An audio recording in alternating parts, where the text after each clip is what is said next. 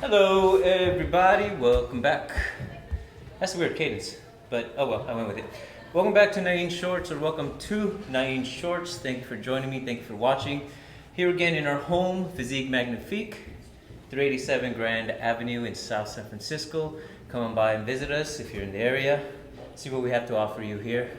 It's a great place to be, great family place to be a part of. Okay, so that being said, lately my thoughts have been growing beyond my capacity to understand them. It's just it's a fun thing to admit to, simply because I am now thinking about the mentality of older fighters, grandmasters, practitioners have been around for a while who are getting up there in age. And the reason why is because the ones that I've met, the really good ones, I see, and their ferocity is unparalleled. I've been cut with not real knives, but practice knives by some of these practitioners, and I feel the hot of every cut. And there's something to be said about the details that go into the things that they do and the mark that they leave on my body as a Nuki for the show on Konversation, because I'm starting to understand how truly scary these individuals are. Now, I'm wondering why that is. And I think of a quote, and I'm not probably not saying it right, and I'm going to butcher it, but tiger is fiercest in the twilight of their years, or essentially, a tiger is more dangerous when it's old, when it has nothing to lose, and it's just living out the last few days. And I thought about that in reference to martial artists that are up in age and no longer as mobile as they once were, no longer as energetic as they once were, and how much effect those restrictions, those limitations have on their capabilities. Because I've played with some of them, and even my own instructor, I know a lot of his history, and the more injured he seems to get, the more dangerous he feels. His movements become sharper, his insight becomes that much clearer, and it becomes harder and harder to play. Even though I am advancing, and I can now admit that I am getting and progressively increasing my skill sets and my understanding of those skill sets, but it's still that much harder to play and get one over on him, simply because there's something about those limitations that have made his understanding that much clearer or even deeper. And then I started thinking about the process of learning, and how I've said before on the show that 50% of that is the material that's given to you, encompassed by the way that it's given to you and the instructors that give it to you, but the other 50% of that, that's always going to be you. Your experiences, the things you've had in life, the successes, the failures, the lessons that you've learned or haven't yet learned. How many times have any one of us, I'll now admit I do this all the time, where I get a lesson again, or I revisit a lesson and I say, oh, I get what that means. Now, does that mean that I didn't understand it when I first got it? Because obviously I carried it forward, but then as you grow, as you experience new things, things become clearer, and you look back and you say, damn, why didn't I see it? Why didn't I understand it the way I understand it now back then? And then you hear it from some of the older practitioners and TV stories everywhere, how those who have gained the wisdom of the years often think, if I knew then what I know now, with my knowledge today in a body 20 years younger, how dangerous would I be? And that's why I started thinking about how much of that is because of the limitations. Apart from the mentality aspect of it, the example of the tiger. When you are older, and this is just my interpretation of it, and it could be different for each individual person, but from what I see is that the mentality changes from, oh, I'm just a practitioner and I'm trying to hone my skill, to I'm old, I'm tired, I don't have the energy to spend in messing around. So it's going to go and be done with as quickly as possible. To me, some of these masters, I look at them and I feel like in the back of their heads, they think, I may be closer to the grave than you are, but I'm going to make sure you get there first. And there's a lot to be said about that mentality alone before we even get into the physicality of things. Because I'm a dad, I have young children. The fear of leaving them behind keeps me from getting involved or putting myself in situations where I may have to fight, where I may be in danger. But when you're older, you're just moving about, but you're also look like an easier target. And if the news has taught us anything, is that oftentimes the people that look like the easy targets become the targets. And when you look older, you just simply look that way. But those who practice martial arts know, you don't judge a book by that cover. Because maybe they do have that mentality that says, oh, I'm going to get there. Now, let's talk about physicality. Before, you can do the wide stance, you can do the high kicks, which I'm not going to do right now because I don't practice them. You can move fast and fierce and strong. But eventually that will go away. I will grow older one day. I may not have the energy that I do now. Now, if I take care of myself, I might even make it to old age without any injuries. But I don't know.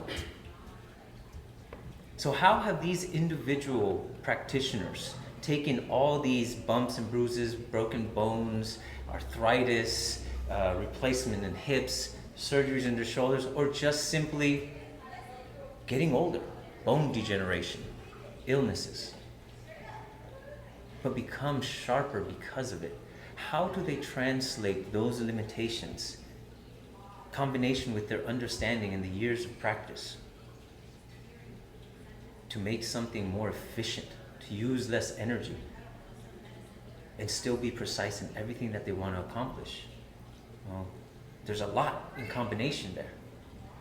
And what I've taken upon myself now, and I may fail at this, and I'll be the first to tell you, maybe it's a little arrogant, presumptuous even, to think that I might be able to dissect the understanding of a combination of things and translate it in such a way that maybe I can pass it on to newer practitioners, to younger students. The lessons that maybe some masters haven't even realized that they know, simply because we haven't taken the time to really understand, why do you do it that way? Why do you, not the practitioner of an art, but the individual, based on your experiences, based on what your body is capable or not capable of doing, and your understanding of whatever art it is you practice. Because those things encompass everything that you do, whether it's in class or outside of class. And I'm so thankful for colleague conversation, because those moments, I don't get to learn what they do physically. I get to learn who they are as people. And from there, extract why they would do things a certain way. Sometimes it's because they don't know any better, but many times it's because they had to evolve. And I want to know, is it possible to get those lessons early on, before I need them, before I have to adjust because of my ailing body or my aging, whatever? I don't know. I don't have the answer for that. You often hear it, make it work for you, but stay to the curriculum. Wait, but what if my body doesn't conform to the curriculum? Well, then find an art that does. Okay. Then there are other people who say, make it work for you, and literally give you the tools to do so, but you have all the capabilities. You don't understand why you would make something more efficient when you don't have to. And I've talked to a few other older fighters, and they pretty much say the same thing, is that it's impossible. Because you're not going to stop doing something simply because you can do it more efficiently when you don't need to do it. I'm going to use my entire body to throw a punch because I can. Oh, I don't have any hips anymore because of bone degradation.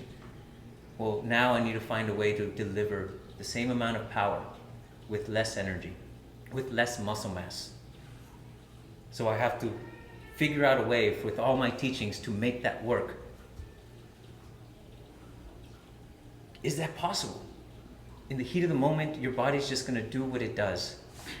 But is there a way that we can teach these lessons, intertwine them with everything that we do physically, to the point where now your reaction is that of an old man, even though you don't have an old man's body? Again, I may be an old man before I actually come up with a real good answer to that question, but it is something that I choose to pursue. Because it's not knowledge that I'm looking for. Knowledge is out there, and it's easy to find. But wisdom, that's hard to find.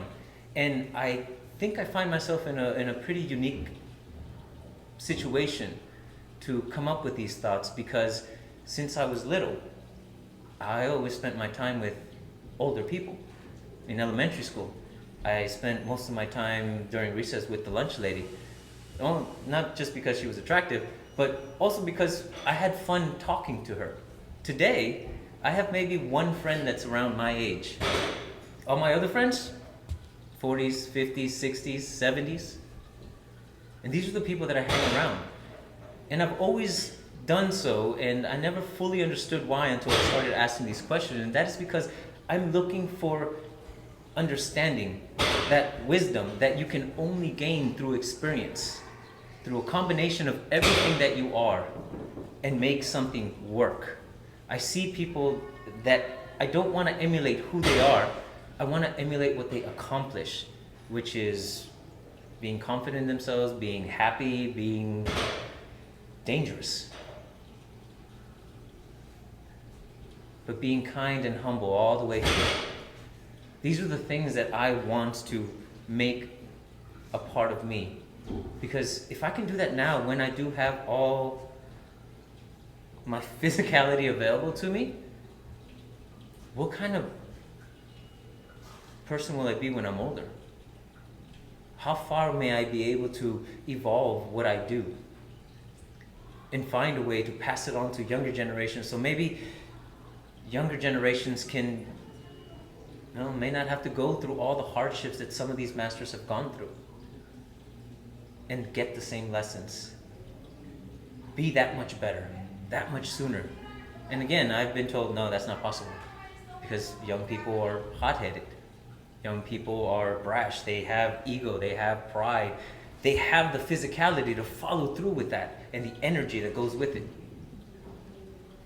But again, I hang around with older people, so maybe my mentality is that of an old man and not really of somebody my age. And that's why I'm asking these questions. Is it possible to find some commonality between all these people, some way that we can transfer the lessons within the physical movements that we do to such a degree that you have younger people moving like grandmasters do later on in their life? The good grandmasters, the great practitioners. I'm remembering something that happened in middle school where there was this ex-gangbanger that came to the school and was talking to everybody, and one of his last statements went something like this: stupid people never learn from their mistakes. Smart people do. Wise people learn from the mistakes of others. And I've always wanted to encompass that in my life. I wasn't very good at it at the beginning, but because of this journey that I started, I'm getting better at it. And if we can gain wisdom from the mistakes of others, well then, can't we also gain wisdom from their successes? From the things they do well?